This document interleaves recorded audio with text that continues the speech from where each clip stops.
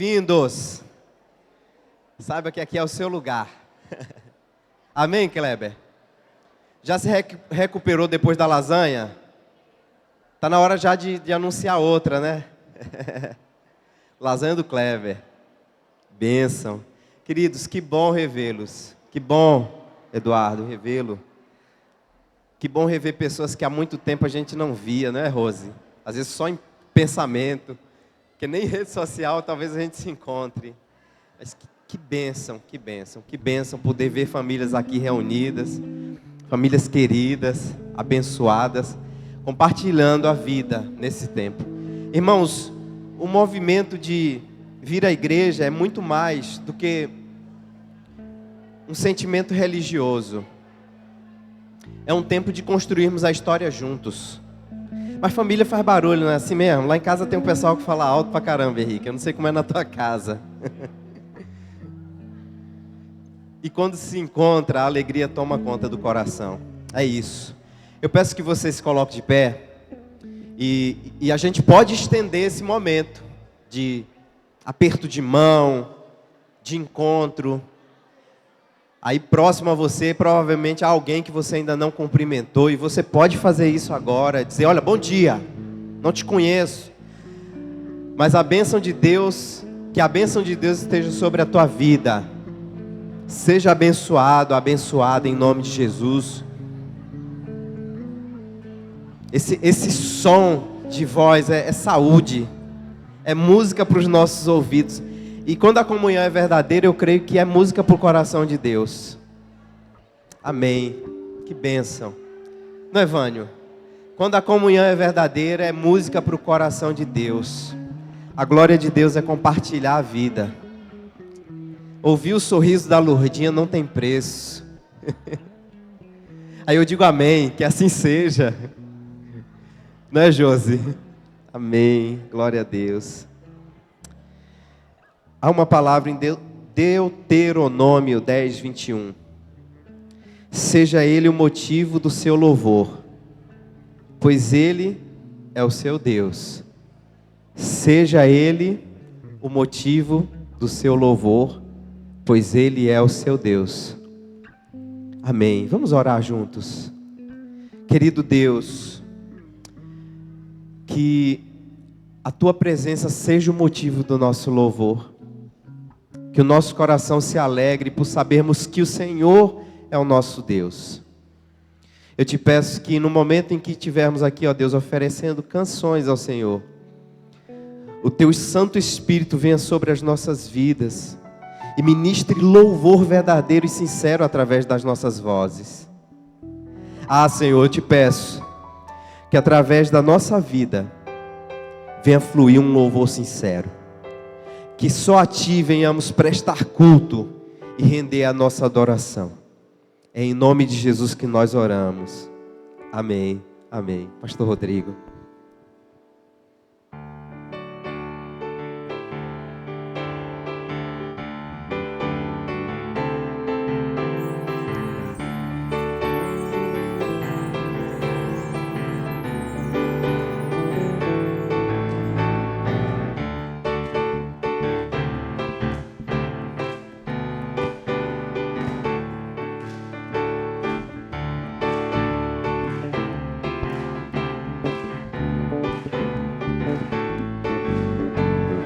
Todas as tribos, povos e raças, muitos virão te louvar.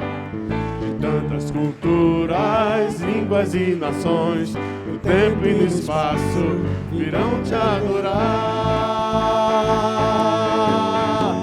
Bendito seja sempre o Cordeiro, Filho de Deus, raiz de Davi. Bendito seja seu santo nome, Cristo Jesus, presente aqui.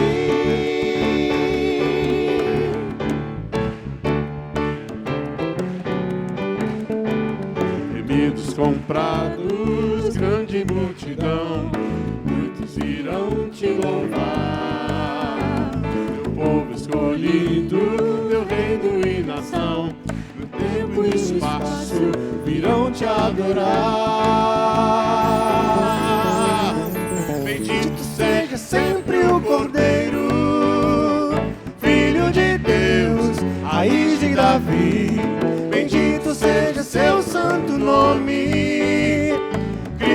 Jesus presente aqui.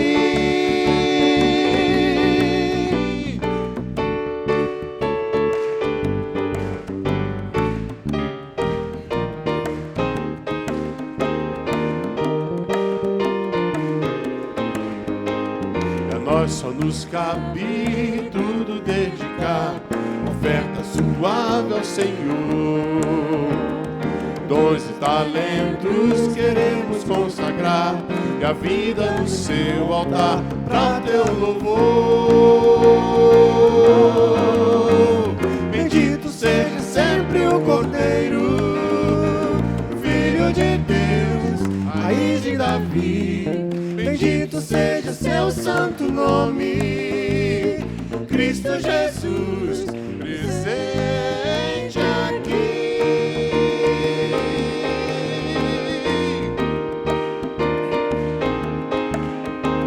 Bendito seja sempre o Cordeiro, Filho de Deus, raiz de Davi. Bendito seja seu santo nome, Cristo Jesus, presente aqui.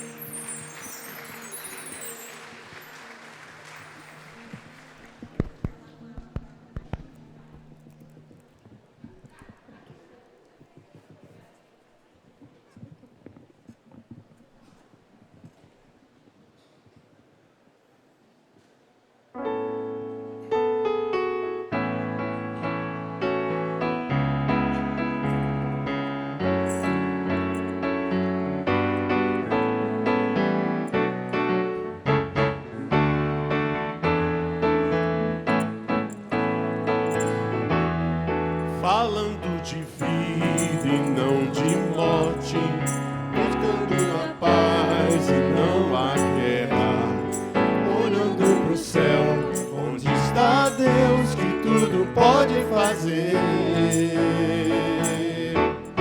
Se te interessa a vida eterna, se teu coração quer viver em paz, basta acreditar em Jesus Cristo que tudo pode fazer. Olha, Deus te ama e quer te dar a paz, te ver sorrir, nunca chorar. Oh, não rejeite isso, amigo, não rejeite a mão de Deus. Olha, Deus te ama e quer te dar a paz, te ver sorrir, nunca chorar. Oh, não rejeite isso, amigo, não rejeite a mão de Deus. Se te interessa a vida eterna, se o teu coração quer viver em paz, basta acreditar em Jesus Cristo que tudo pode fazer. É só largar o mundo de seus prazeres, na verdade tudo é ilusão. Aproveite agora pra mudar a sua direção. Olha, Deus te ama e quer te dar paz, te ver sorrir, nunca chorar. Oh, não rejeite isso, amigo, não rejeite a mão de Deus. Olha, Deus te ama e quer te dar paz, te ver sorrir, nunca chorar. Oh, não rejeite isso, amigo, não rejeite a mão de Deus. Olha, Deus te ama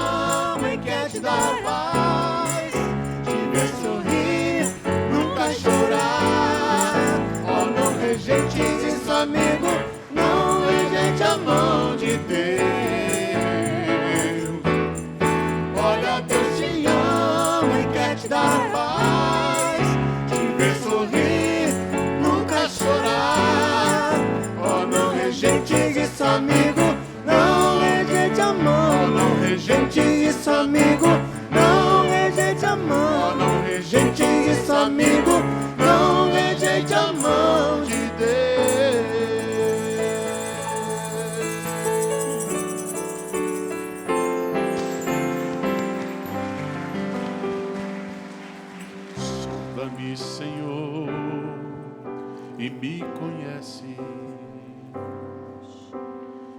quebranta o meu coração,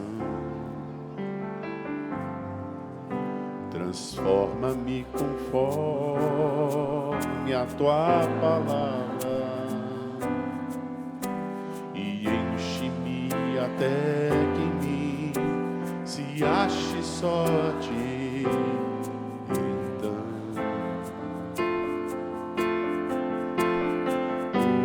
usa-me, Senhor,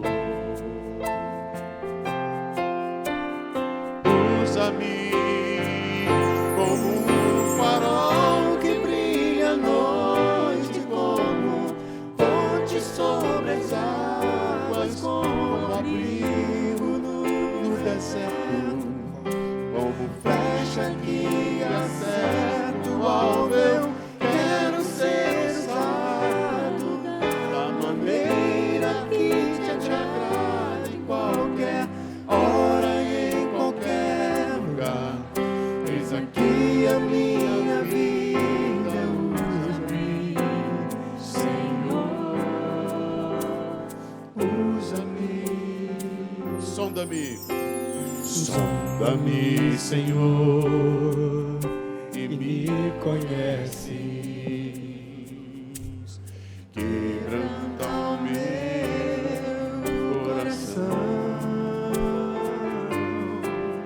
transforma-me conforme a tua palavra e enche-me até que em mim se ache só a ti. Então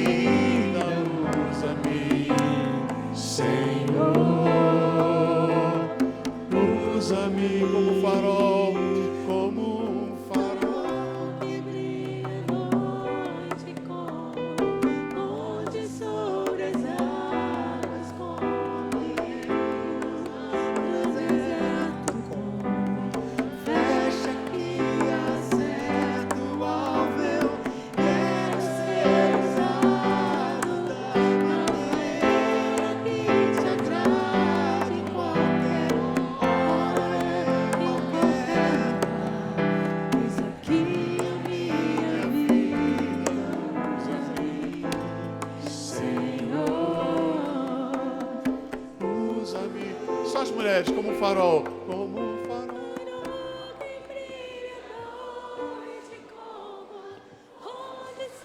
Só as mulheres.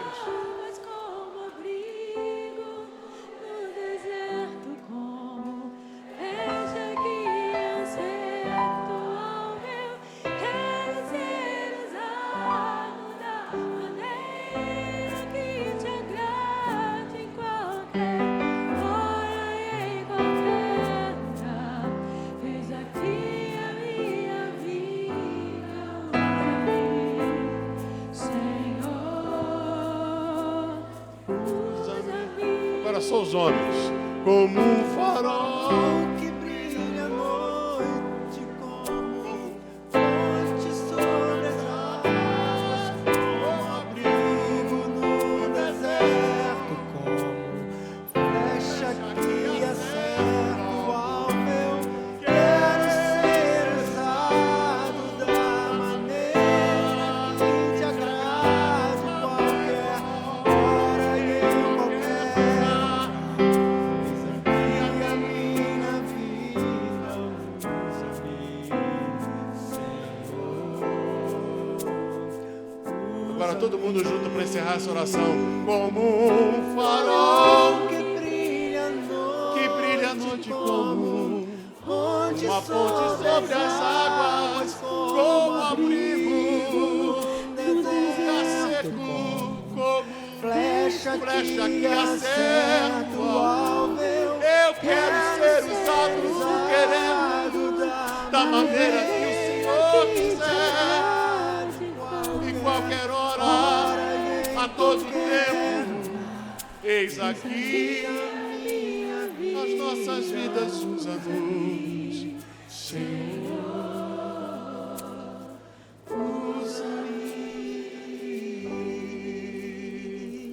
usa-nos.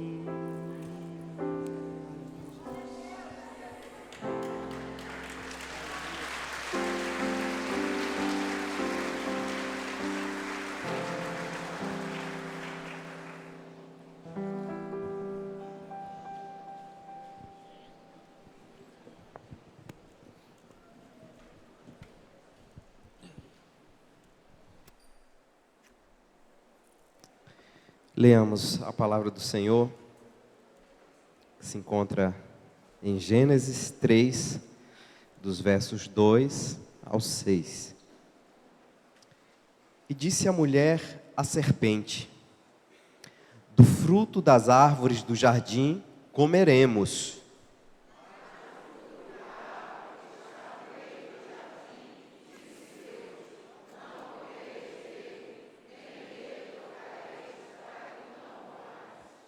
Então a serpente disse à mulher: certamente não morrereis.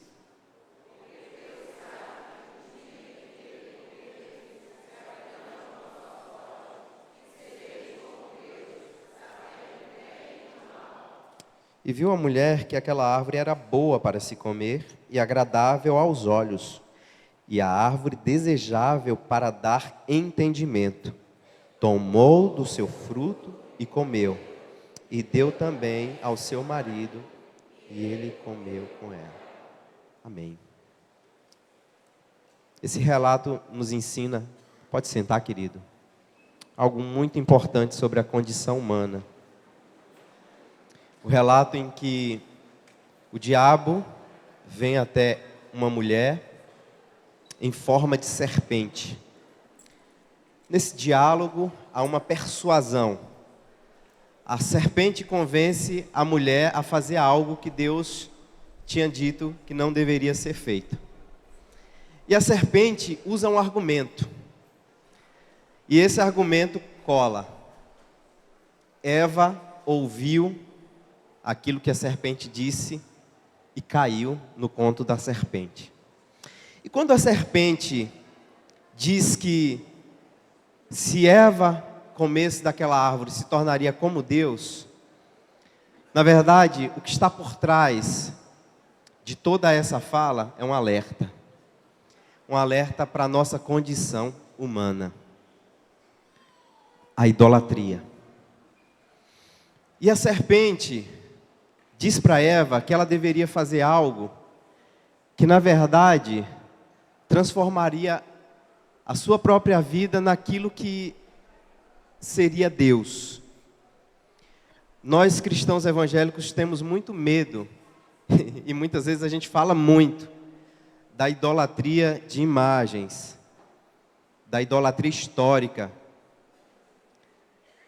E talvez a gente esquece, queridos, do nosso ego. A serpente vai no ponto fraco do ser humano. E essa conversa me lembra uma outra conversa, me lembra uma outra pessoa. Essa mesma serpente se apresenta a alguém e diz assim: olha, se me adorares, te darei todo esse reino, todos esses reinos da terra. E a resposta foi muito diferente da primeira resposta. A segunda resposta foi: ao seu Deus adorarás, e somente a Ele prestará cultos. A Deus somente adorarei, e somente a Ele prestarei culto. Jesus, ele imbuído de toda a autoridade que lhe foi dada, mesmo sendo Deus, ele não foi seduzido pela serpente, em dizer eu quero ser Deus. O segundo Adão disse não, e naquele momento, a cabeça da serpente foi esmagada. Naquele momento, Jesus pisa na cabeça da serpente, dizendo que não cederia àquela persuasão. Eva foi seduzida, Jesus não. O primeiro Adão caiu, o segundo Adão nos redimiu e nos levantou. E queridos, o que esse texto nos ensina sobre a vida com Deus é que no momento em que Eva aceita a proposta da serpente, ela diz: eu não preciso de Deus, eu não quero mais viver com Deus, eu não preciso mais, eu não dependo de Deus. E aí a gente entende que o pecado ali cometido foi o pecado da obstinação de pensar uma vida sem Deus. Uma vida sem Deus é um inferno. Um certo pastor disse assim, que descrevendo o que seria demônio, possessão, para ele, segundo as escrituras, possessão e demônio é um ego inflado. É um ego que diz: eu não preciso de Deus, eu não dependo de Deus. Quando o coração do homem se depara com essa realidade, ele já vive no inferno. Ele já foi possuído. E é interessante que ontem eu li uma frase de uma pessoa que dizia que o diabo, ele não quer que você faça a vontade dele, ele quer que você faça a sua própria vontade, que aí a desgraça está feita. Foi isso que aconteceu no Jardim do Éden. A queda do homem veio quando o homem disse: eu não preciso de Deus. Mas a redenção do homem veio quando o próprio Jesus disse: ao Senhor Deus somente adorarás e a Ele prestarás culto. O nosso culto é a nossa vida. E eu convido a você a fechar os seus olhos. E assim como Jesus também pisar na cabeça da serpente, dizendo: Senhor, eu dependo de Ti. Toda a minha provisão vem do Senhor. Toda a fonte da vida vem do Senhor. Senhor, por isso eu quero Te obedecer. Eu quero prestar culto, eu quero Te servir. Eu quero Te amar acima de todas as coisas, ó Deus. Eu não quero negociar nada, mas tão somente Te adorar. E só a Ti prestar culto. Deus, no momento em que a Tua igreja se prepara para apresentar a oferta, o dízimo, queremos proclamar a nossa inteira e total dependência ao Senhor. Nós dependemos de Ti. Nós não queremos viver contigo sem Ti, ó Deus. Nós não queremos viver sem a Tua presença em nossas vidas, Pai. Mas nós queremos desfrutar da Tua doce presença, assim como era na viração do dia no jardim. Queremos sentir, ó Deus, o Teu poder carregando as nossas vidas, ó Deus, o Teu poder carregando as nossas vidas e cuidando dos nossos corações. Ó Deus, nós não queremos confiar no nosso braço, na força da nossa inteligência. Ó Deus, nós não queremos confiar na potência que o homem sem Deus tem colocado aí exposto. Mas nós queremos tão somente crer na tua palavra. E assim, na autoridade que Jesus nos concedeu, também pisotearmos a cabeça da serpente, ó Deus. E declarar nossa inteira dependência do Senhor.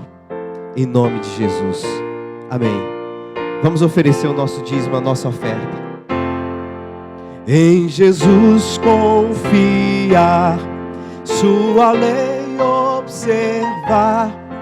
Ó, que gozo, que bênção, que paz. Satisfeitos guardar tudo quanto ordenar, alegria perene nos traz. Creio e observar tudo quanto ordenar, o fiel obedece ao que Cristo manda. O inimigo falaz e a calúnia mordaz, Cristo pode desprestigiar. Nem tristeza, nem dor, nem intriga maior poderão ao fiel abalar. Creio e observar tudo quanto ordenar, o fiel obedece ao que Cristo mandar. Que delícia de amor, comunhão com o Senhor. Tem o crente zeloso e leal, o seu rosto mirar, seus segredos privar, seu consolo consta. Somente as irmãs crer.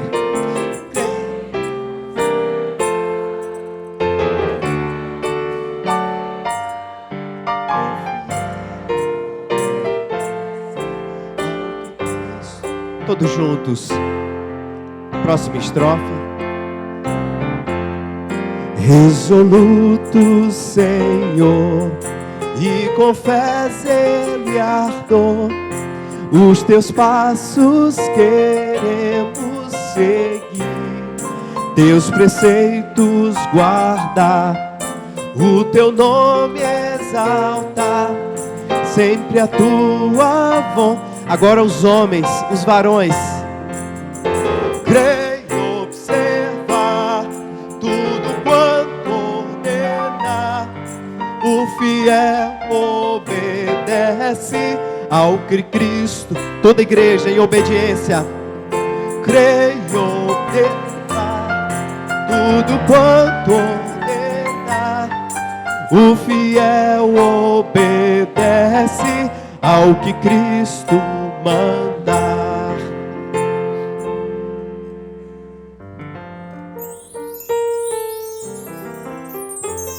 Oremos. Santo Deus, Santo Pai, nós te damos graças, Senhor, pelo privilégio de podermos estar na tua casa, prestando culto ao Senhor nesta manhã. Muito obrigado, Senhor. Obrigado porque o Senhor nos despertou o teu povo para estar aqui nesta manhã. Agora, quando foram trazidos no teu altar dízimo de ofertas, nós queremos pedir ao Senhor a bênção do Senhor sobre o teu povo nesta manhã. Que eles continuem sendo fiéis ao Senhor na entrega daquilo que pertence ao Senhor. Dá-nos o restante de culto abençoado na tua presença. Em nome de Jesus nós te agradecemos. Amém. Amém. Tenho a grata alegria de comunicar aos irmãos que hoje nós teremos união de casais, 16h30. E anuncio também que temos vagas para o retiro. 5 vagas para o retiro de casais. Podem procurar Jaqueline, Henrique, mais integrantes da união de casais. Só levantar a mão. Rosa, Rodrigo. Amém. Bom dia, igreja, graça e paz. 2 anúncios. Dia 22, né? Teremos o nosso culto. Teremos o nosso culto de aniversário, né? E vou retornando às atividades do Ministério de Mulheres. Contamos com todas aqui. Bom te ver. Saudade. Outra coisa, nós falamos que encerramos as inscrições na semana passada para o retiro. Houve algumas desistências, então tem algumas vagas. Então, aquelas que tiverem interesse e o Senhor tocar no coração, né, daquela que tiver vontade ainda de ir no nosso retiro, procura a Alessandra e a Silvia no final do culto, tá? Creio que Deus tem algo muito especial para aquelas que irão. E peço a oração da igreja, principalmente dos maridos, filhos, daquelas que irão no retiro. Deus tem me incomodado muito acerca disso, para que os esposos orem por aquelas mulheres que irão. Os esposos, os filhos, os namorados, tá? Peço à igreja que orem por nós. Obrigada. Um bom dia. Bom dia, irmãs. Eu vou falar só para as irmãs, tá bom? Quarta-feira, agora, dia 6, a MCM estará se reunindo para o estudo da revista, um estudo edificante, e eu peço que aquelas que não trabalhem fora, esteja disponível, venham estar conosco para estudarmos a palavra do Senhor e nos confraternizarmos. Precisamos muito disso. Os dias são maus e precisamos nos unir. Amém?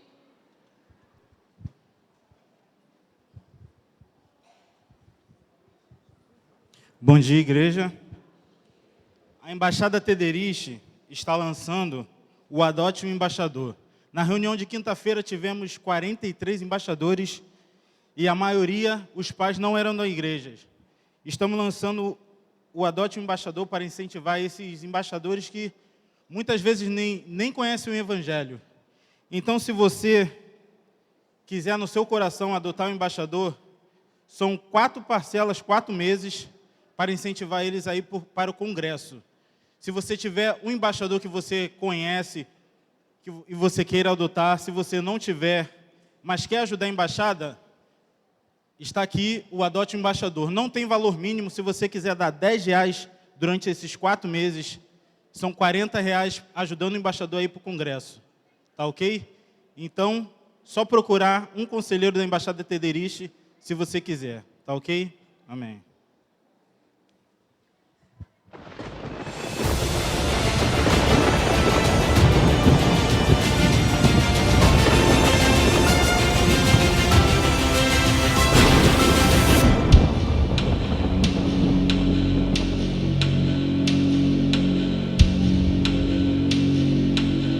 A missão de evangelizar o mundo até o final do século XXI é um chamado que não pode ser negligenciado ou subestimado.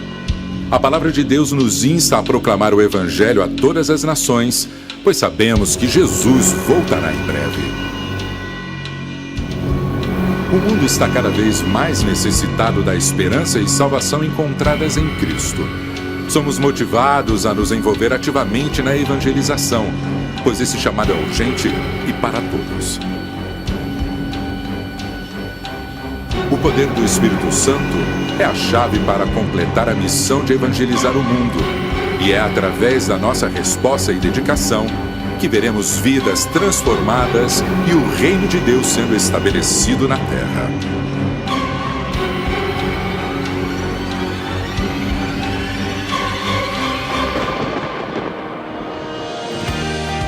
Eu sou seu auxiliador e capacitador divino. Sou quem te prepara e fortalece na obra. Somente com meu poder podem enfrentar os desafios da evangelização e cumprir efetivamente a missão. Sou eu, o Espírito Santo, que te agracio com dons espirituais e habilidades específicas para cumprir a missão. Guio você e direciono mostrando oportunidades e estratégias para alcançar as pessoas com a mensagem do Evangelho. Sou o agente principal na convicção e conversão das pessoas. Faço os olhos espirituais se abrirem e capacito a responderem o chamado do Evangelho. A obra missionária pode ser desafiadora e enfrentar oposição. Porém, eu fortaleço e encorajo a permanecerem firmes em sua fé e a perseverar mesmo diante de dificuldades. Eu concedo sabedoria e discernimento para compartilhar a mensagem de uma maneira que seja compreensível e relevante para aqueles que serão alcançados. Trabalho nos corações das pessoas, levando-as ao arrependimento, ao perdão dos pecados e a uma nova vida em Cristo. Opero de maneira poderosa e sutil, semeando a palavra de Deus nos corações das pessoas e dando frutos no momento certo. Eu te afirmo que os resultados da obra missionária realizada no poder do Espírito são duradouros e eternos. Ele está em você, o poder do Espírito. Vamos completar a missão de falar de Cristo a todas as nações. As nações clamam.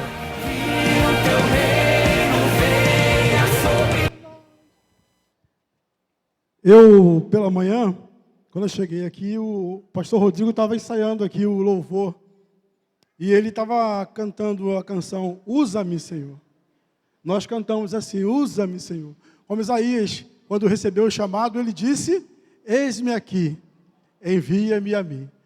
Esse espírito, eu quero conclamar para que você venha, a partir de hoje, buscar o espírito missionário para que possamos, dentro de um mês, de hoje até o dia 7 de abril, falar de missões, orar e contribuir.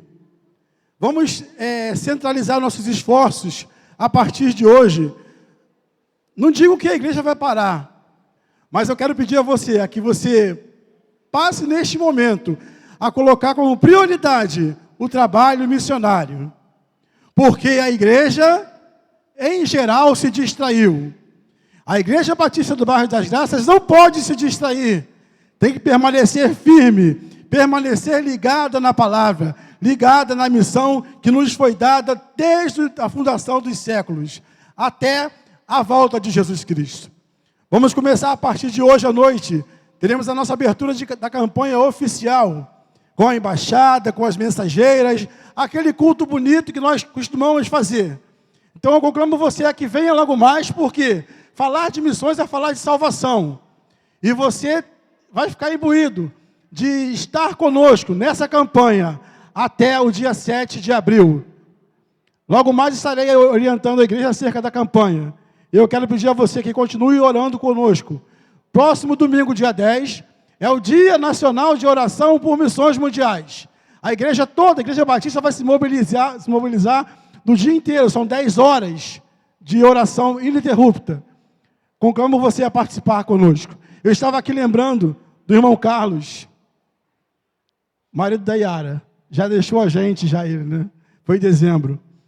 Gente, quando chega alguém aqui na igreja que tem muito interesse em adquirir blusa de missões, eu fico muito feliz, porque eu sei que tem o DNA missionário. Tenho o prazer de vestir a camisa de missões. E esse casal, a Yara mais o Carlos, me marcou muito. É uma coisa assim que a gente vai observando que tem amor. O Carlos tinha amor por missões também.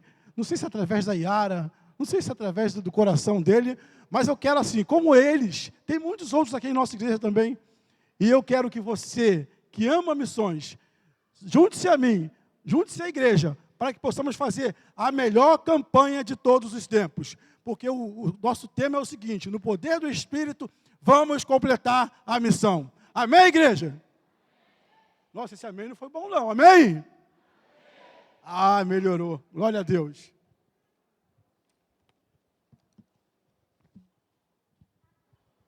Amém. Amém. A nossa denominação é uma denominação que possui tradições. A tradição faz com que a gente lembre a importância das coisas, das pessoas e da nossa história. No primeiro domingo de março, os batistas celebram o dia da esposa do pastor. O dia da esposa do pastor. E é com muita gratidão no coração em que eu compartilho essa informação com os irmãos.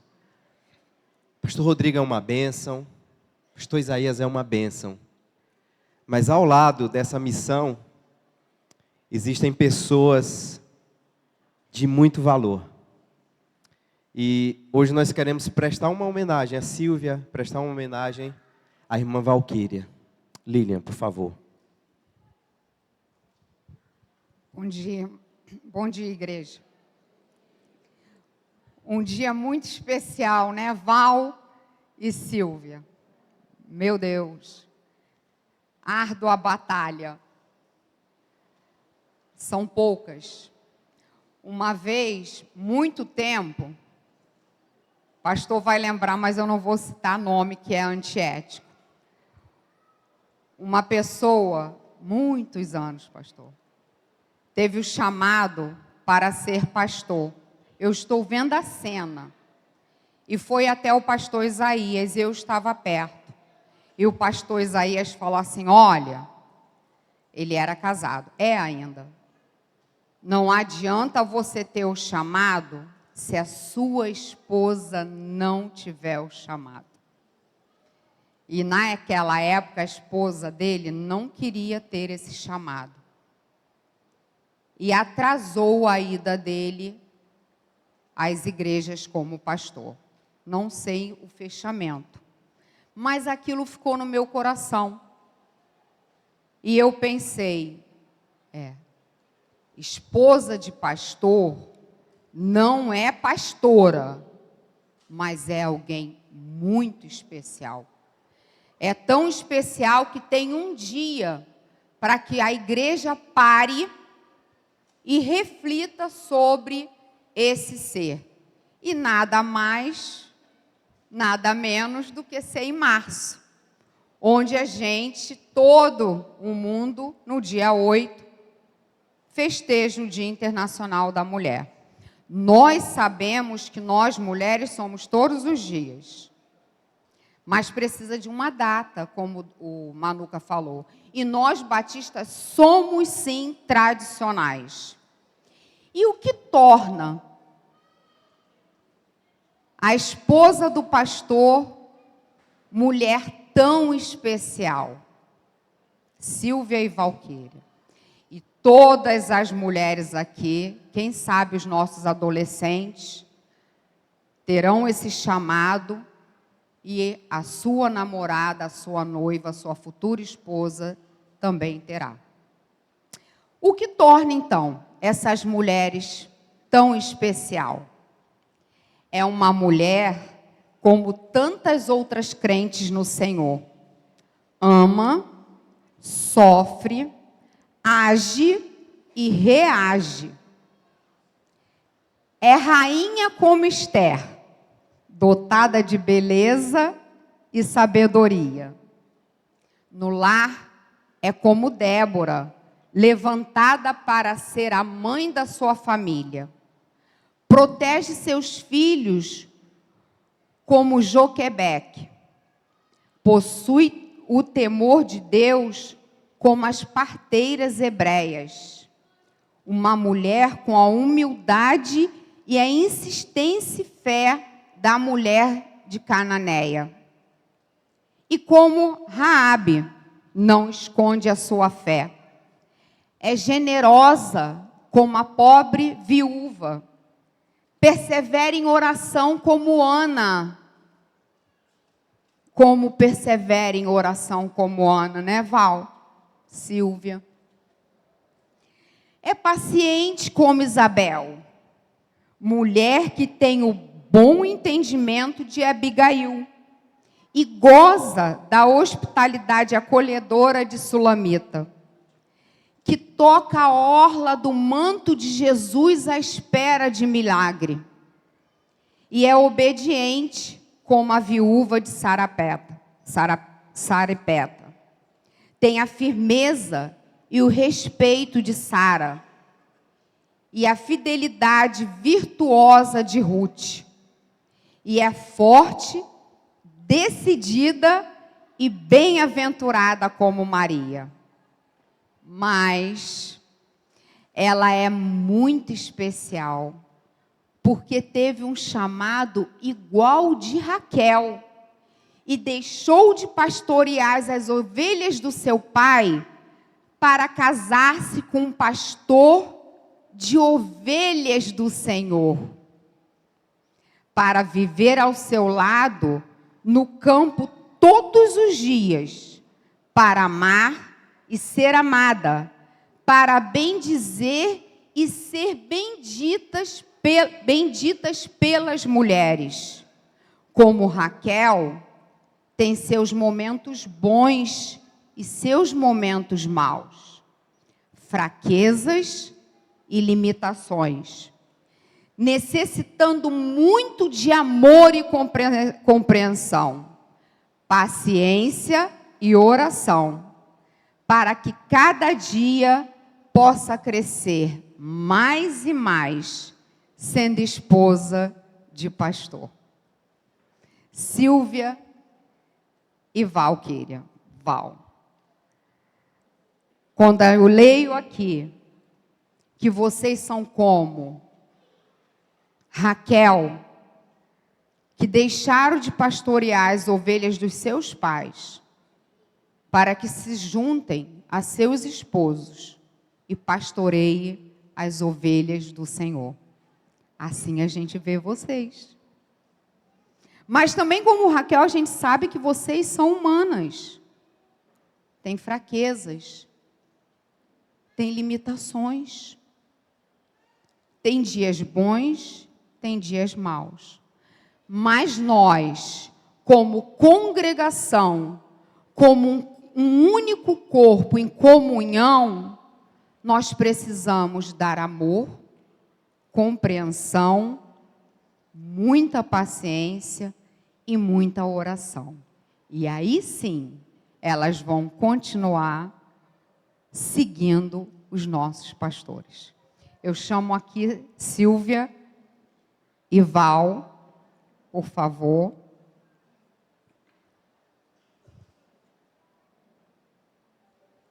E os nossos pastores, pastor Rodrigo e pastor Isaías. Batalha árdua. Deus te abençoe muito.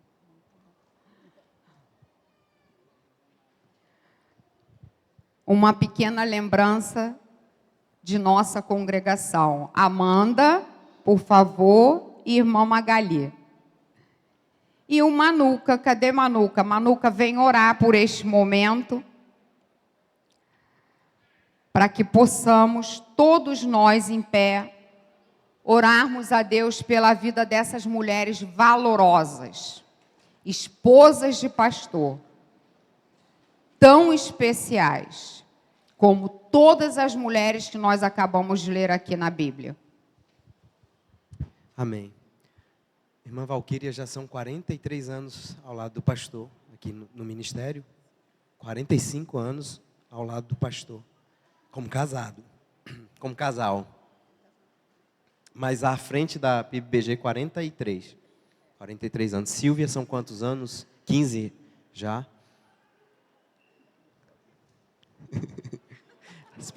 Irmãos, na igreja 12 anos. São muitos anos de dedicação. Irmã Valquíria, Silvia, são mulheres comuns, mas que precisam ser honradas por nossa comunidade. Assim como todas as mulheres. Mas nesse dia em especial, que honra poder orar por vocês. Querido Deus, obrigado pela Valquíria, pela irmã Silvia. Que o Senhor continue derramando sabedoria, para que ao lado do Rodrigo e ao lado do pastor Isaías, elas possam ser colunas de sustentação, ó Deus, da vida de suas famílias e também de todas as famílias da nossa igreja. Que o Senhor possa derramar, sobremodo, inspiração do céu sobre seus corações, para que nunca lhes falte ternura, doçura, força, fé e vigor, para continuar essa jornada, por todo o tempo que o Senhor ainda deseja usar a vida das tuas servas, à frente desse trabalho, juntamente com seus esposos. Pai, muito obrigado. Obrigado por esse dia que celebramos, essa lembrança tão importante para a nossa comunidade. Que o Senhor Jesus continue nos abençoando, em nome de Jesus. Amém.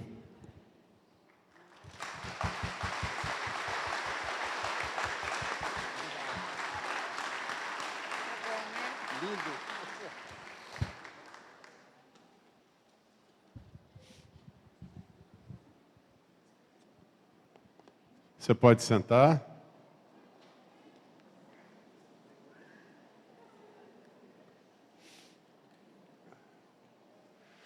Na próxima quinta-feira nós temos culto da família, às 7h30, aqui.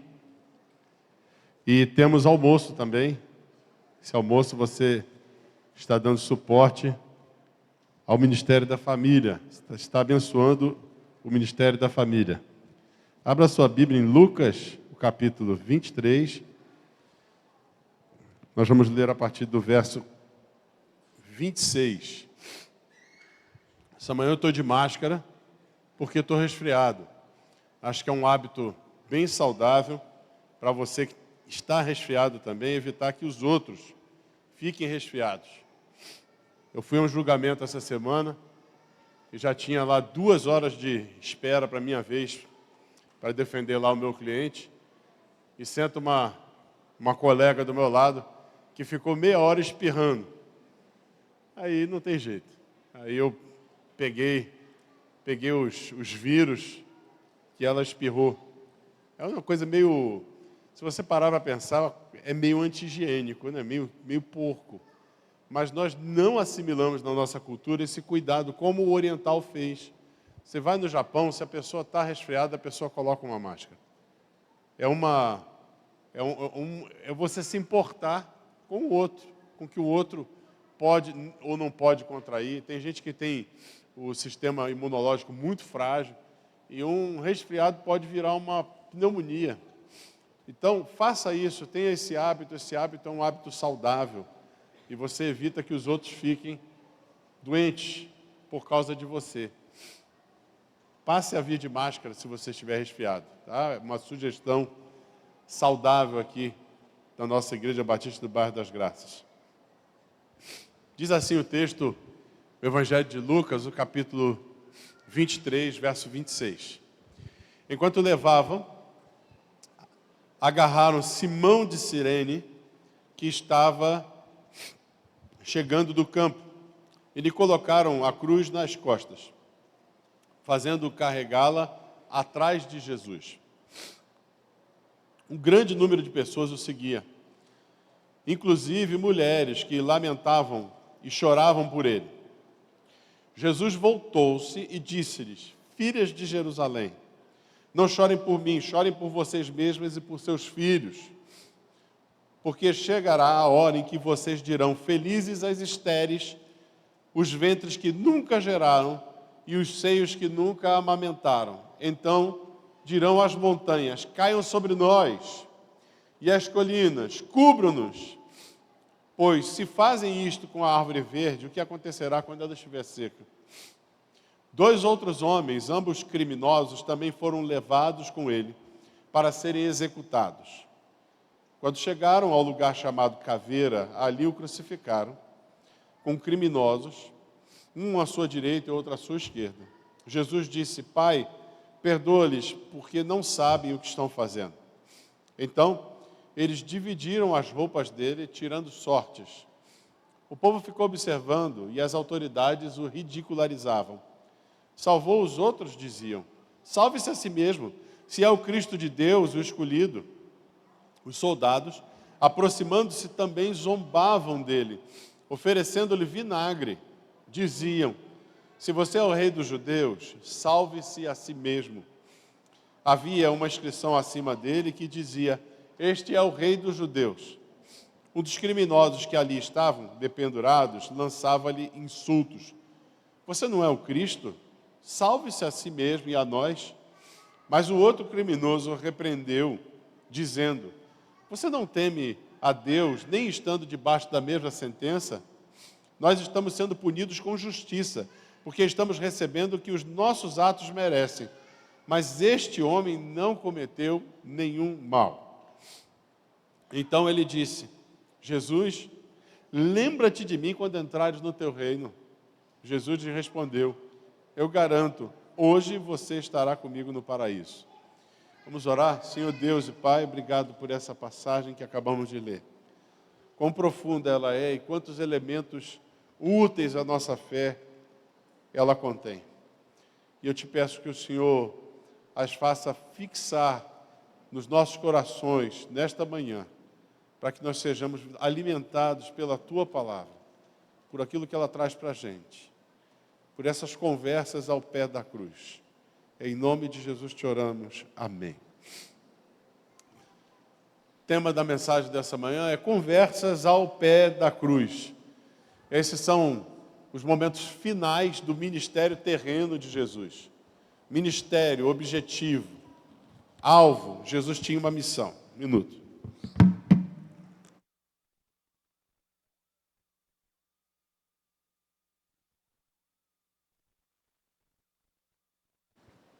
O texto vai mostrar para a gente que Jesus tinha claramente uma missão. Lucas, de maneira nenhuma, narra a cena como se fosse um espetáculo grotesco, sensacionalista. Ele destaca, por exemplo, que havia uma multidão, inclusive gente que admirava Jesus, ou seja, tinha gente ali que estava indo com um cortejo presenciar, testemunhar o fim daquele que dizia ser o Messias.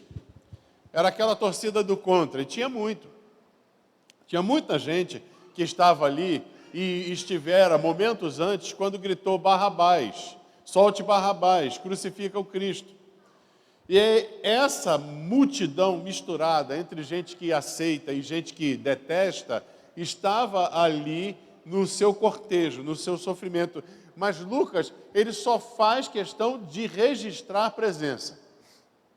Ele não diz o que eles estavam falando exatamente, o que aquelas pessoas ali, daquela multidão, se estavam tacando pedra, se estavam cuspindo em Jesus, não fala.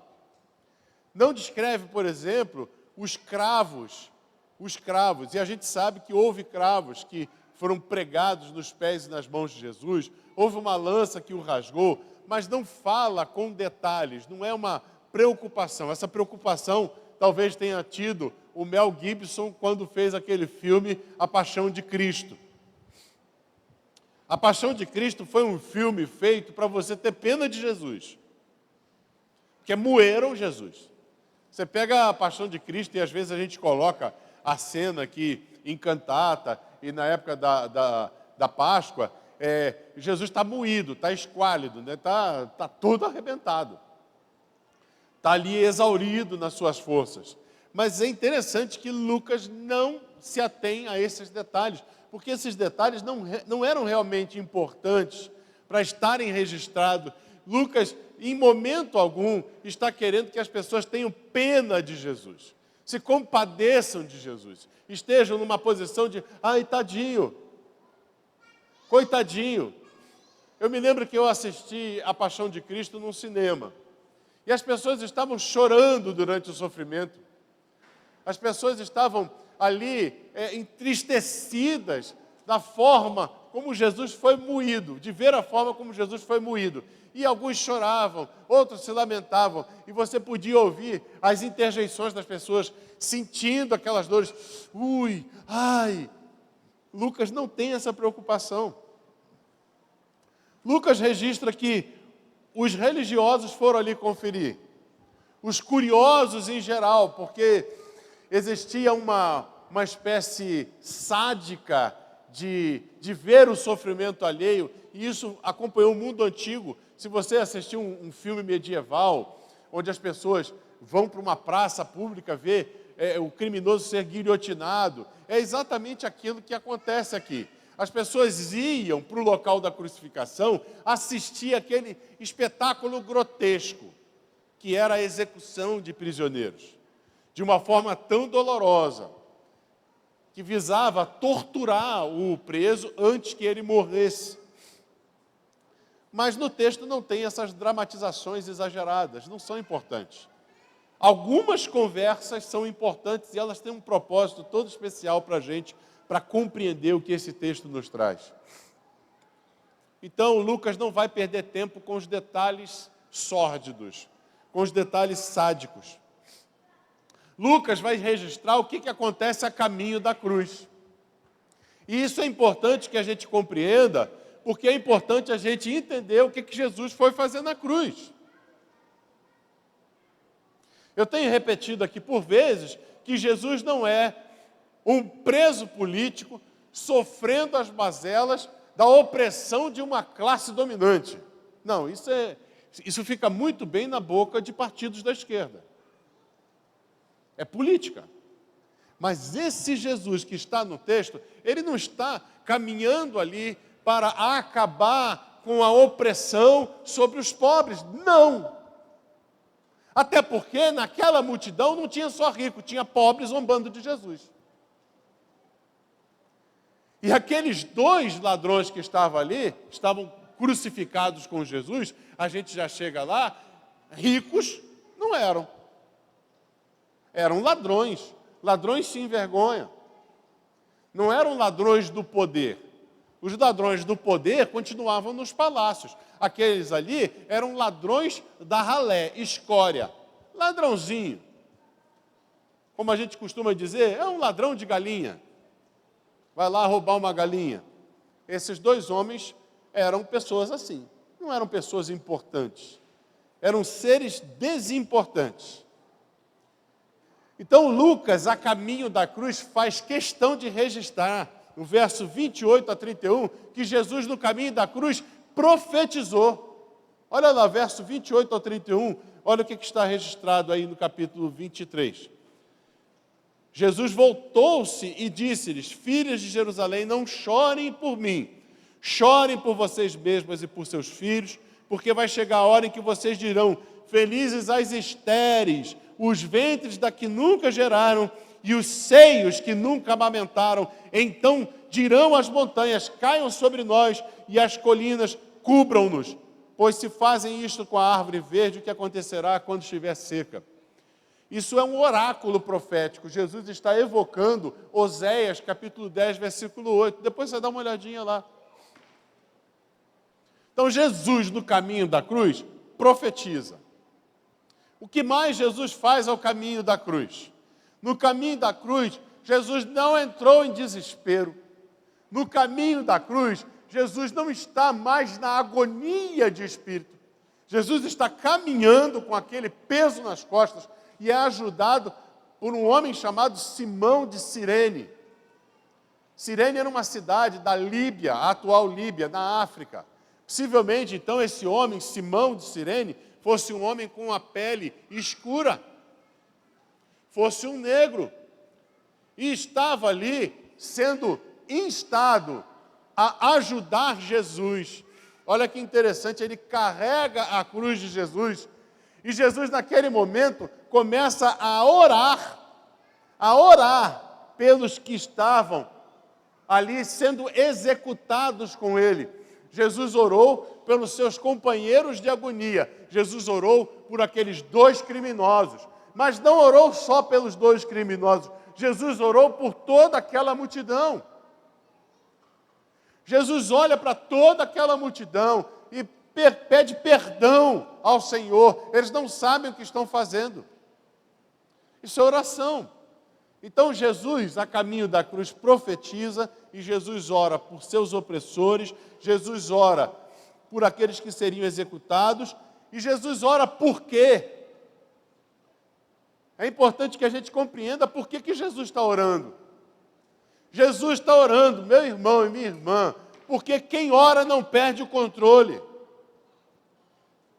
Quem está orando não perde o controle.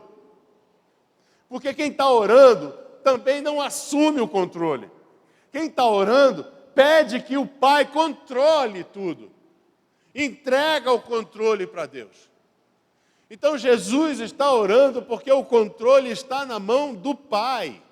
Ele sabe que o Pai tem algo a fazer. Ele sabe que o Pai tem um propósito naquilo tudo. E ele está orando. Jesus, a caminho da cruz, ora. E o texto maravilhoso, no verso 43, vai encerrar com chave de ouro, dizendo o seguinte, que Jesus, a caminho da cruz, salva. Imagine que no momento da sua agonia máxima, extrema, que ele está pendurado naquele poste, que ele está ali vergastado, que ele está sofrendo, está sangrando, está tendo dores terríveis, câimbras por causa das dores, tendo sede, sendo ridicularizado, ele salva um homem, que é o verso 43, um dos salteadores, um dos criminosos, foi salvo naquele momento. Portanto, Lucas faz questão de registrar que a cruz não é só um suplício. A cruz não é mais um suplício. A cruz não é um instrumento para os oprimidos usarem, se utilizarem e falarem, vamos crucificar o pobre, vamos crucificar os transexuais, vamos crucificar os travestis. Não, não. Quem faz isso não entendeu. Você sabe por quê? Porque na cruz, para tirar os pecados, só podia subir quem não tinha pecado. Então é um espetáculo ridículo que você veja movimentos de minorias pegando a cruz como instrumento de identidade com opressão, porque aquilo é fajuto, não é o propósito da cruz. O propósito da cruz é a missão maior do Cordeiro de Deus nesse mundo. E nós temos que nos alegrar nisso, porque foi ali que Ele salvou a cada um de vocês, a cada um de nós aqui nesta manhã. Daqui a pouco nós vamos estar celebrando isso, a morte e a ressurreição de Jesus. Então a cruz, Lucas faz questão de destacar nesses verbos, Lucas faz questão de destacar nessas conversas ao pé da cruz, que a cruz, ela é a missão, a cruz é o propósito de Deus para a salvação da humanidade. Não tem salvação sem cruz, não tem glória sem sofrimento.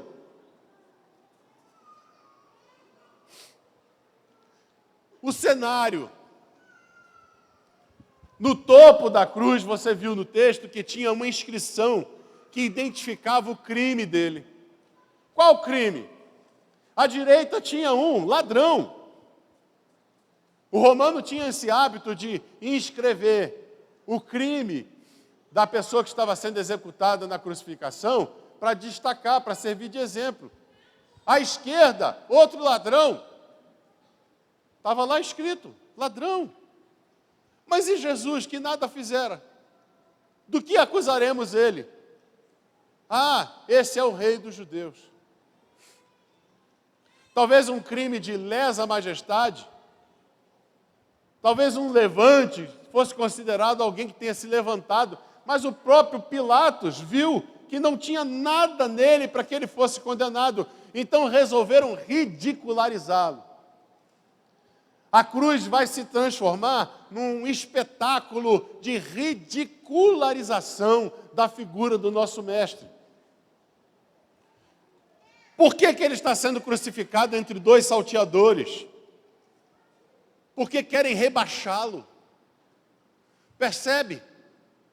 Dois ladrões.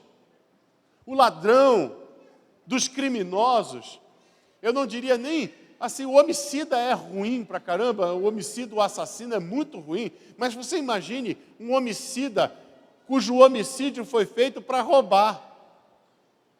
O camarada, ele é tão ruim, tão vil, que ele é capaz de tirar a vida para garantir o produto do seu roubo. Veja como esse crime é um crime nojento. Você trabalha, você se esforça, o cidadão vai lá, preguiçoso, porque todo ladrão é um preguiçoso em potencial. Ladrão não acorda cedo para trabalhar, ladrão não sabe o que é um boleto. O ladrão, ele vai até o que você conquistou trabalhando e ele se acha no direito de retirar aquilo porque ele se julga mais forte. O ladrão sempre, desde o início, foi uma figura abjeta. Tanto que o diabo ele é comparado com um ladrão. Ele veio para roubar, matar e destruir. Então ele é um latrocida. É alguém que comete latrocínio. Ele rouba e mata. Mata para garantir o produto do roubo. Que figura nojenta.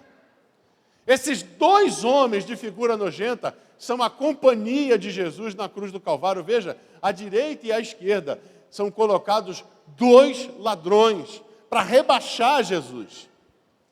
A ideia era fazer daquele momento uma espécie de cerimônia ridícula de coroação daquele que dizia ser o rei dos judeus.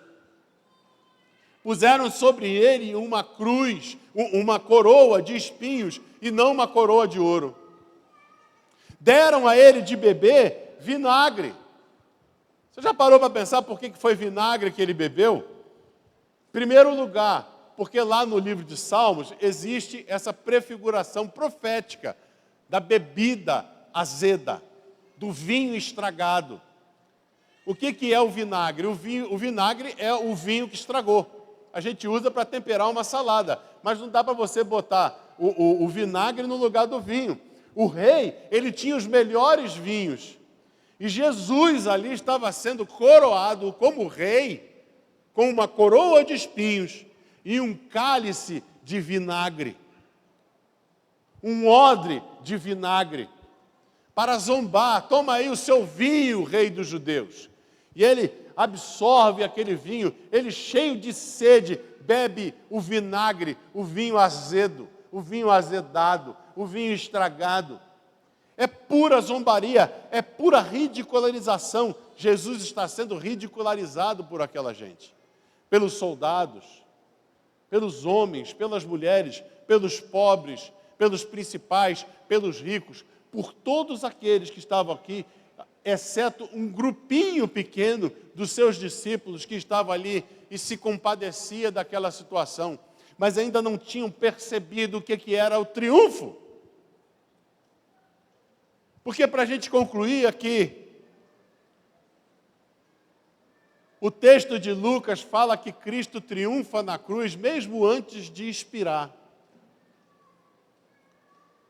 Quando ele diz está consumado, é o seu triunfo final.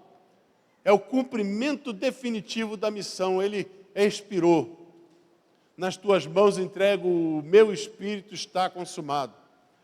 Mas eu quero que você preste atenção nessas duas figuras e essa conversa com dois ladrões ao pé da cruz.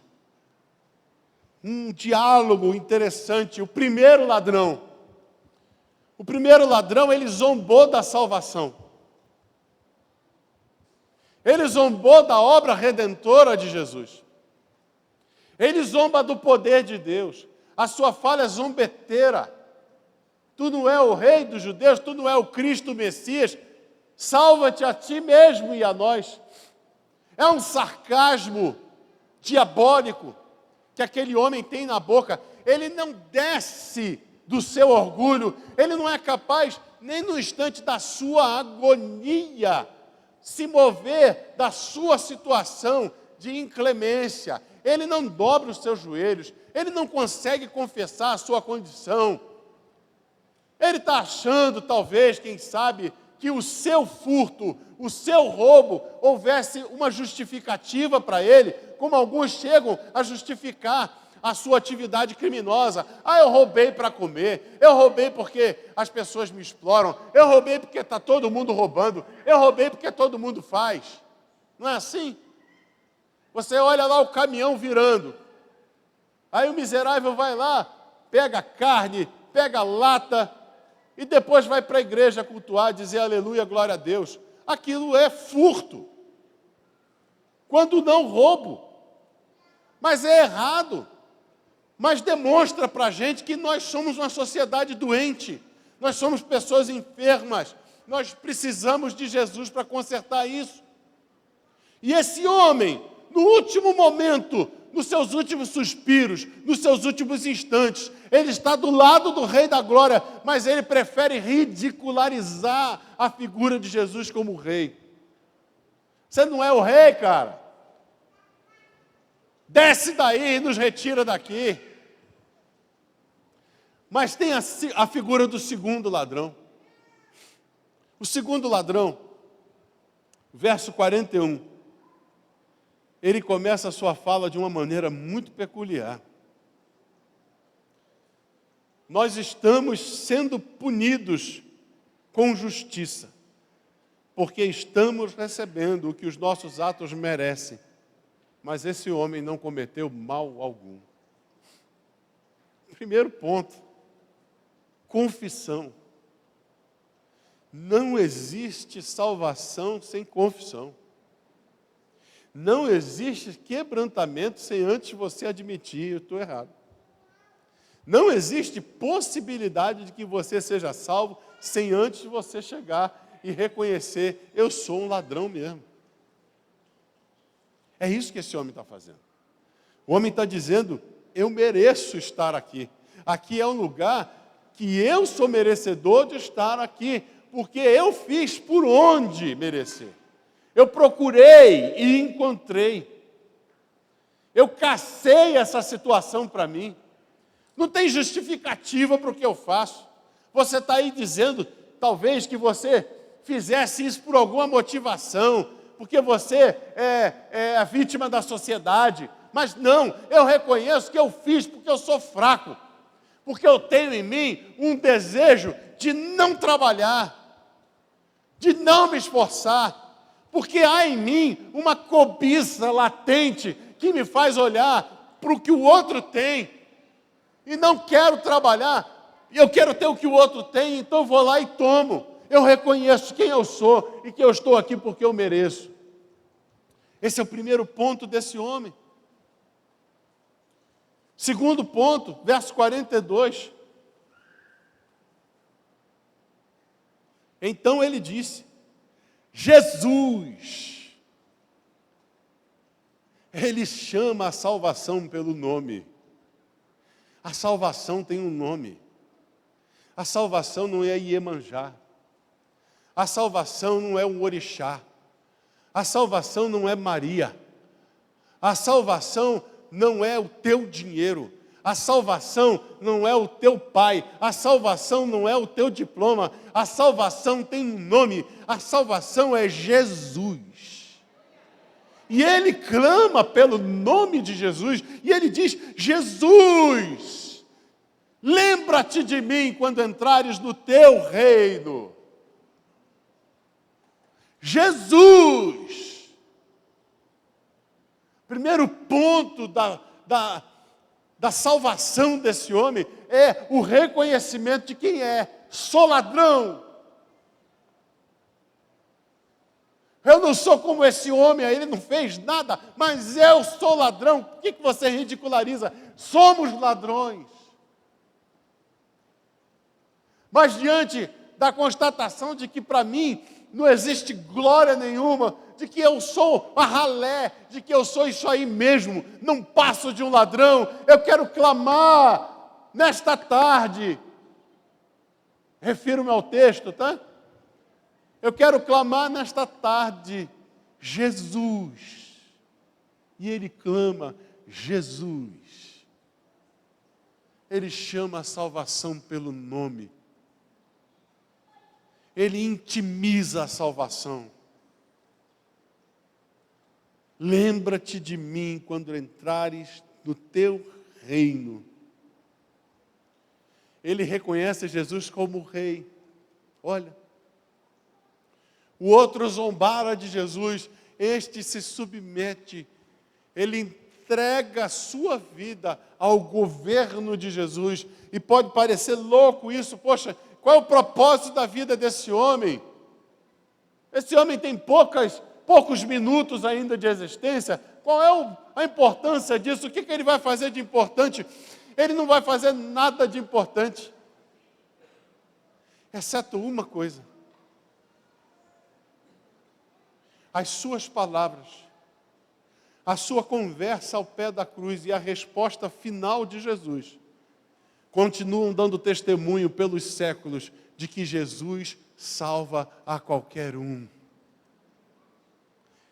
E o texto vai dizer ao final, verso 43, Jesus olha para ele e diz: eu garanto a você, 2 pontos, hoje mesmo estarás comigo no paraíso.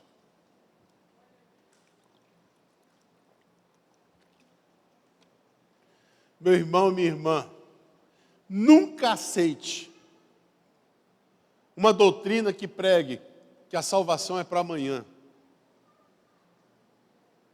Ou que a salvação, ela depende de um processo para que você seja salvo.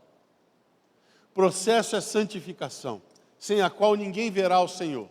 Então, santificação é uma depuração. É uma trituração que a gente passa nessa vida aqui. É luta. Mas a salvação é hoje.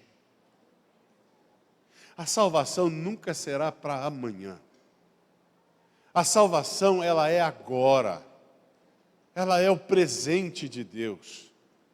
É o verbo da eternidade, hoje. Jesus olha para aquele homem e diz: hoje mesmo estarás comigo no paraíso. E aí, deixe-me comunicar para você uma coisa interessante. Algumas pessoas começam a fazer distinção. Paraíso é uma coisa, céu é outra e tal. O que você está esperando ali é o paraíso. Olha, a palavra paraíso é uma palavra que não é grega, é uma palavra do persa. Vem de paradaíso, que no espanhol é paradiso, para a gente é paraíso. Você sabe o que quer dizer paraíso? Paraíso quer dizer jardim. Jardim fechado. Você sabe onde tem um jardim fechado? Onde Deus colocou 2 anjos para ninguém voltar? É no Éden. Olha Jesus fazendo novas todas as coisas. E não à toa a visão que João tem, lá no Apocalipse, no final, no meio do rio tinha o quê? Uma árvore. E que árvore estava lá? A árvore da vida. Quando Jesus diz: hoje mesmo estarás comigo no paraíso, Ele está com a sua obra consumada. Apague da sua cabeça toda dúvida de onde você vai, quando você vai morrer. Porque o que a Bíblia nos garante é que hoje mesmo nós estaremos com o Pai no paraíso. É hoje. E faltavam alguns instantes, alguns minutos. Tome essas palavras para você. Porque elas são doutrinárias e essenciais para você expurgar aquilo que não é bíblico. E aquilo que tem que ser depurado da sua compreensão da Bíblia. Para a gente terminar, deixa eu abrir um breve parênteses aqui, porque é necessário. Tem uma figura que ganhou muito renome, somente porque foi no Jô Soares, já foi em vários programas, que é um pastor adventista do 7º dia. O adventismo, ele tem cheiro de evangelho, tem cara de evangelho, música de evangelho, só não tem doutrina de evangelho. Tem heresia. Por exemplo, uma das heresias. Jesus, no Antigo Testamento, era um anjo. Você viu isso na sua Bíblia? Olha, se você enxergar isso na sua Bíblia, você vai ter que ir lá em Hebreus e ver que anjo é um pouco menor que Deus. Aí você está dizendo o seguinte, que o filho era menor que o pai no Antigo Testamento. Aí ele encarnou para ser menor ainda. É uma doutrina tão maluca, tão doida, que se aproxima da heresia que os testemunhos de Jeová pregam. Então, cuidado quando você fica ouvindo. E hoje a gente tem a abertura de um campo para multiplicidade de besteira na internet. Aí você simpatiza lá com fulano, você coloca lá, seguir. Pronto, seguiu, você vai começar a ouvir a besteira dele. Jesus não é o arcanjo Miguel, Jesus é desde sempre. A palavra de Deus diz, no princípio era o verbo era Deus e o verbo estava com Deus. Sem ele, nada do que foi feito se fez. E aí como é que você faz? Você apaga lá João e fala, não, no princípio ele era o arcanjo. Jesus nunca foi anjo, gente. Anjo é anjo. Anjo, Hebreus capítulo 1, é espírito ministrador da parte de Deus para servir os fiéis. Ponto. É o que está na Bíblia. Não aceite imitações, tá? Não aceite imitações, não aceite sugestões, porque isso é bíblico. Outra coisa, outra heresia, é a heresia do sono. Alguém já ouviu falar da doutrina do sono? Levanta a mão aí.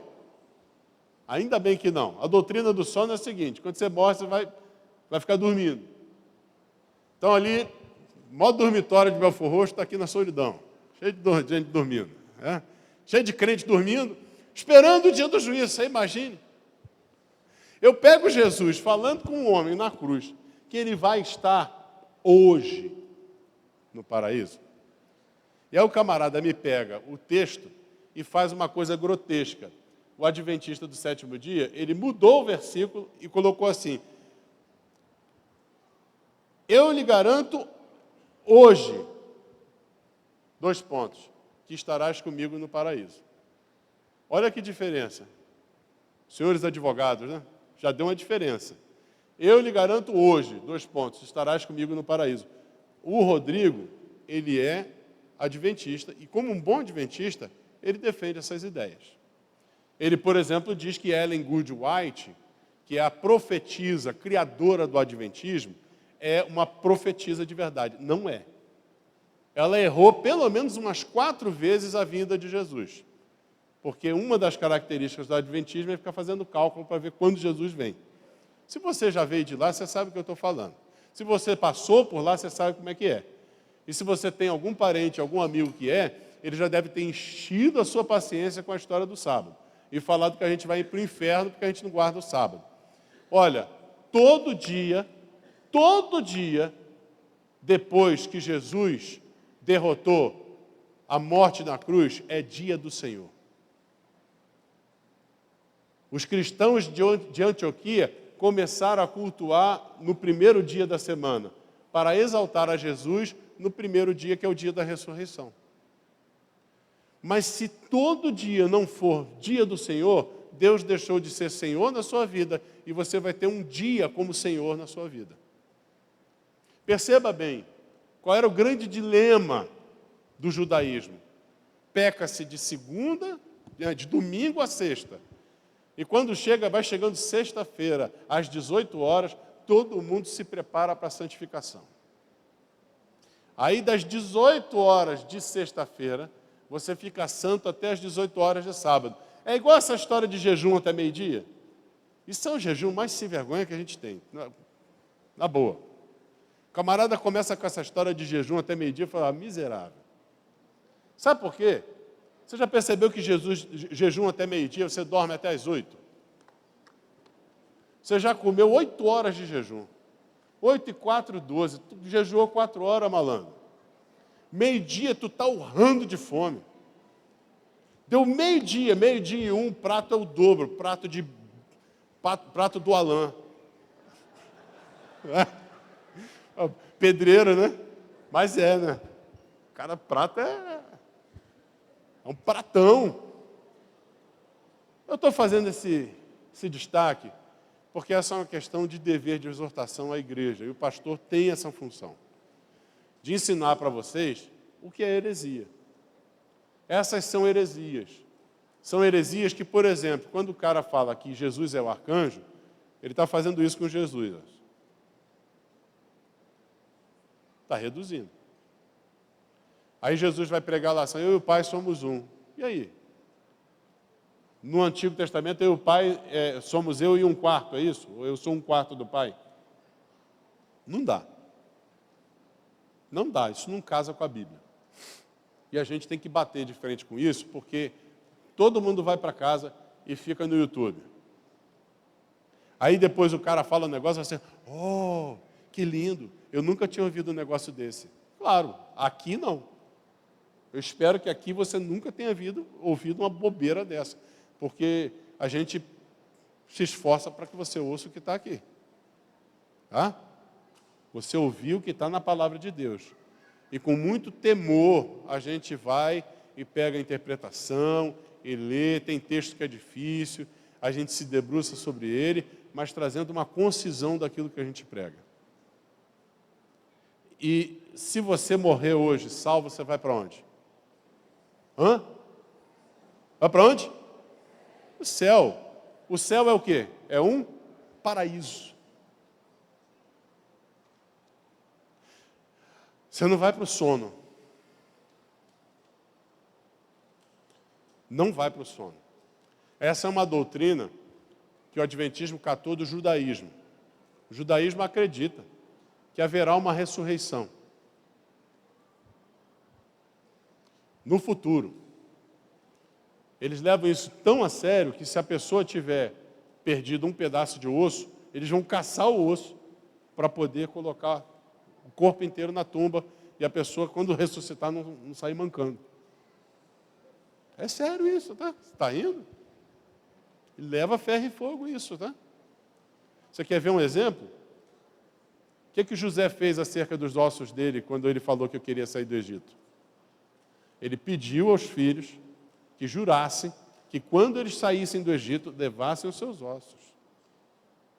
Por quê? Porque eu não quero ser sepultado no Egito, eu quero ser sepultado na solidão. É a minha terra prometida. É uma crença forte, arraigada. Mas nós, os que estamos em Cristo, não vivemos mais nós mesmos, mas Cristo passou a viver em nós. Então, quando você fecha os olhos, ouça o Pai dizendo, e se reconforte você que está na iminência de fazer a passagem. Estou falando isso porque a gente vê as pessoas tão apavoradas com morte. Essa semana morreu uma senhora de 90 anos, a mãe do Josimar, serva de Jesus. Passou da morte para a vida. Mamãe da Selma também foi, né? Viveu? Agora está com quem? O apóstolo Paulo falava assim, eu queria partir e estar com o Senhor, o que é infinitamente, incomparavelmente melhor. Mas Deus quer que eu fique mais um pouco de tempo. Essa consciência do nosso impacto diante da morte tem que mudar diante daquilo que a gente acredita. Quando você fechar os olhos, lembre das palavras de Jesus ao ladrão. Hoje mesmo estarás comigo no paraíso. E Jesus há de te receber com um abraço. E assim como a galinha abriga os seus pintinhos, você vai encontrar o abrigo debaixo de suas asas. E isso é para todo o sempre. Cereja do bolo. O apóstolo Paulo diz, 1 Tessalonicenses 4, que se você parte antes, no dia do juízo, você virá nas nuvens com o Senhor, para resgatar aqueles que ainda estão vivos, que vão subir e se encontrar com Ele nos ares. Ah, isso é loucura! Loucura para os que se perdem. Para aqueles que creem, é a palavra de Deus. Que Deus nos abençoe, você possa celebrar isso. Essa é a verdade de Deus para a vida de todos nós. Vamos celebrar a ressurreição e a vida.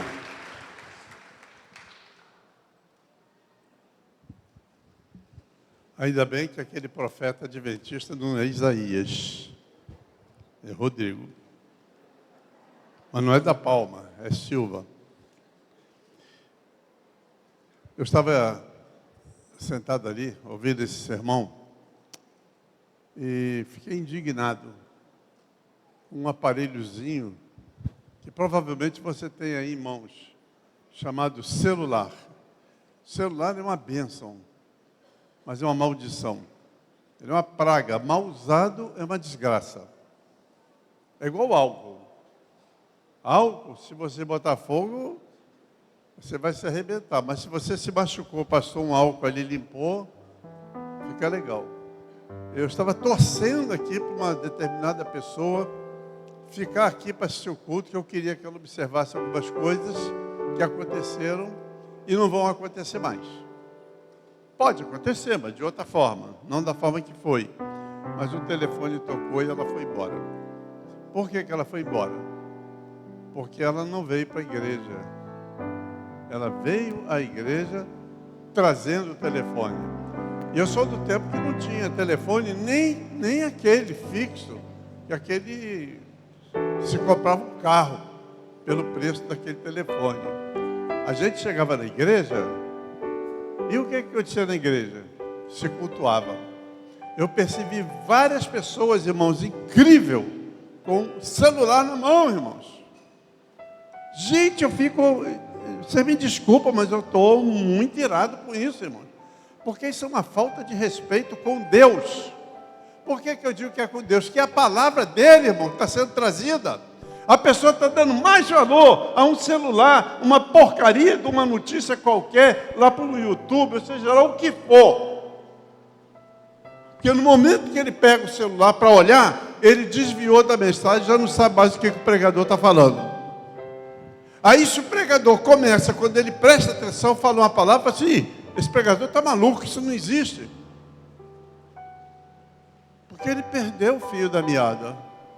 Irmãos, pelo amor de Deus, eu faço um apelo. Deixa o celular em casa, irmãos. Deixa o celular em casa. Eu deixo o meu em casa. Ele não faz a mínima falta. Se alguém disser lá, olha Isaías, a tua mãe morreu. Aí eu vou dizer, você já morreu tarde. Ela foi e eu fiquei.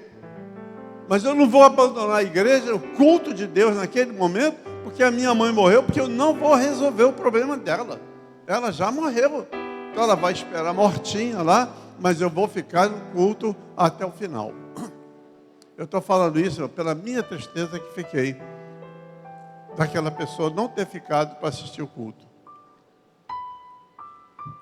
E a minha indignação de ver tanta gente com o celular, enquanto trazia-se uma mensagem tão boa, tão ilustrativa, tão educativa, doutrinária, profundamente doutrinária, que traz para a gente explicação que a gente não tem por aí. A gente se embevece por qualquer coisa. Irmãos, eu sou admirador do Rodrigo Silva.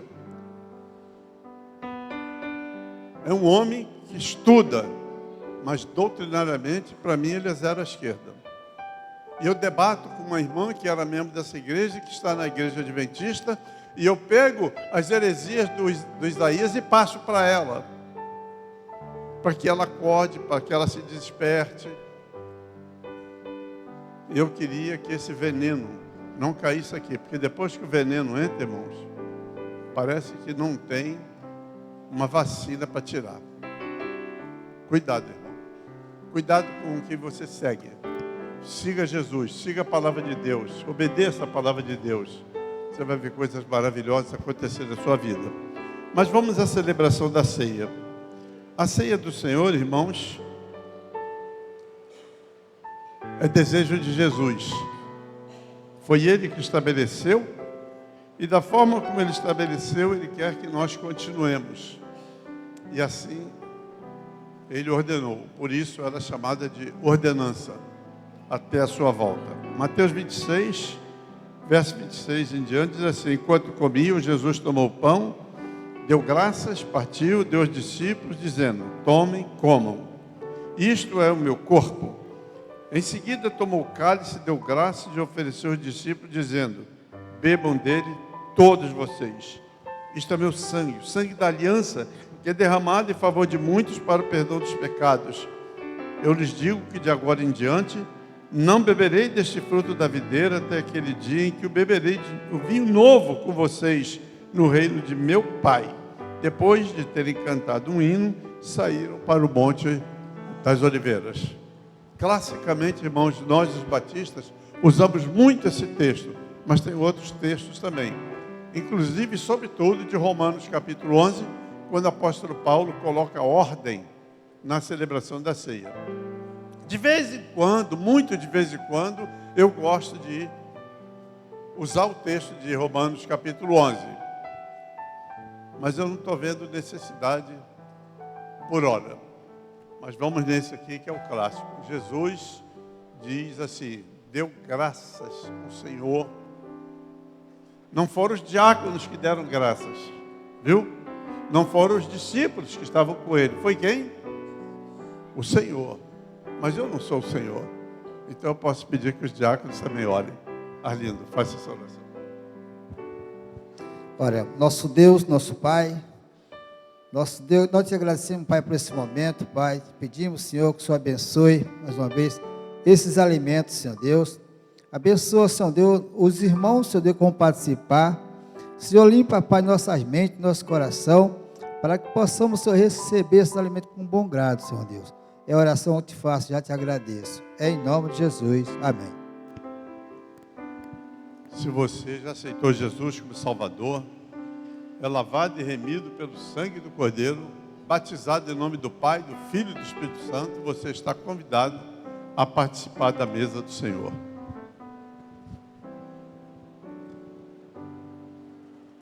Graças eu te dou, Pai, pelo preço que pagou, sacrifício de amor que me comprou, ungido do Senhor. Pelos cravos em tuas mãos, graças eu te dou, ó meu Senhor, lavou minha mente e coração.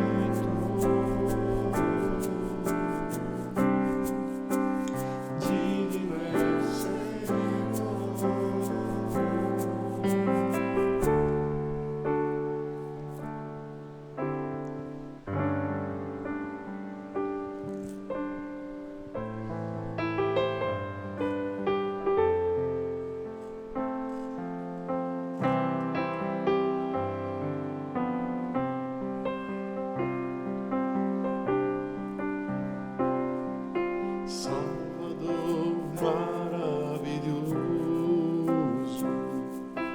Deus que tomou meu lugar,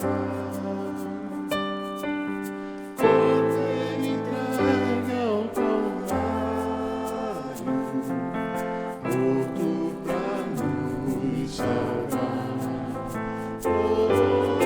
morto pra nos salvar.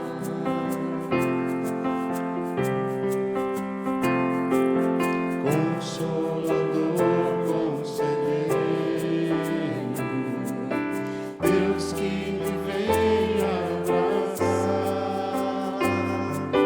na noite escura da alma, tu vens comigo andar, oh, tu vens comigo andar. Por isso nós te adoramos, por isso vamos louvar, por essa graça que sara, só tu nos podes dar, oh, só tu nos podes dar.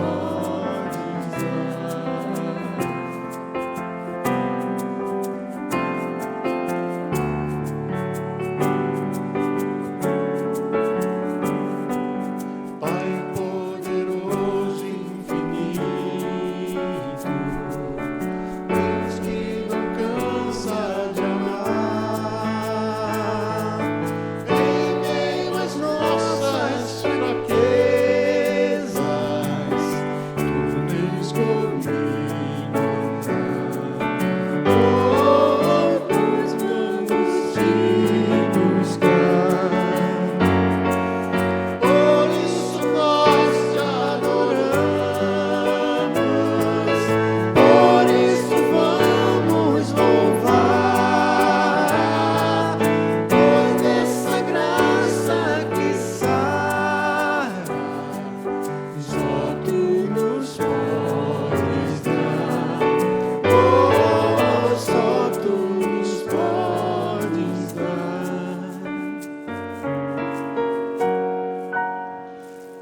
Por isso nós te adoramos, por isso vamos louvar, pois dessa graça que sara, só tu nos podes dar,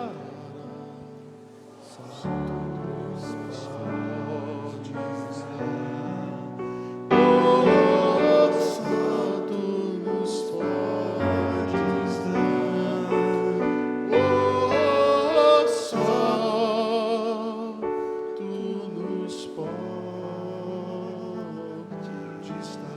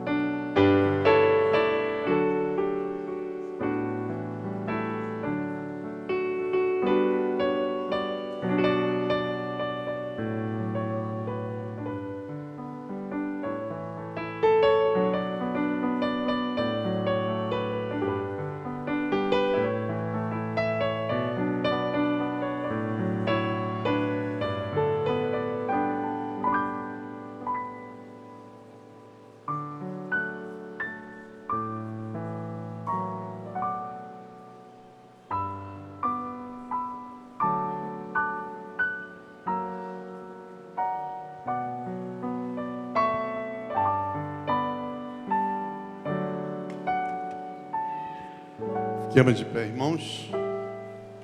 Quando comiam, Jesus tomou o pão e disse: tomai e comei, sempre no corpo que é partido por vós. Fazei isso todas as vezes que comerdes em memória de mim. É na memória de Jesus que nós estamos comendo esse pão.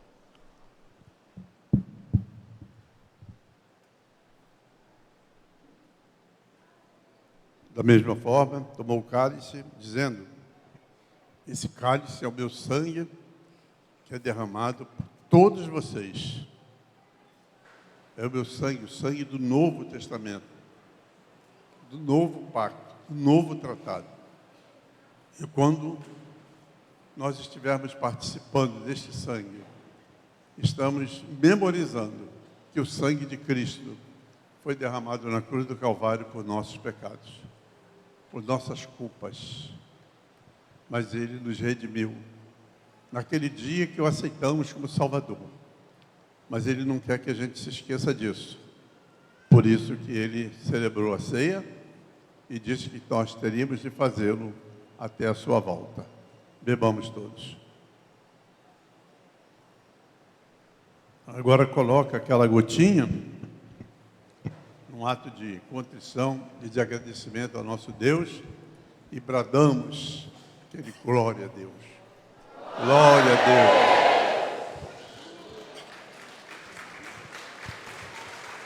E agora, com o amor de Deus, que a graça de nosso Senhor e Salvador Jesus Cristo e as consolações do Espírito Santo repousem sobre todo o povo de Deus, espalhados pela face da terra, desde agora e para todos sempre.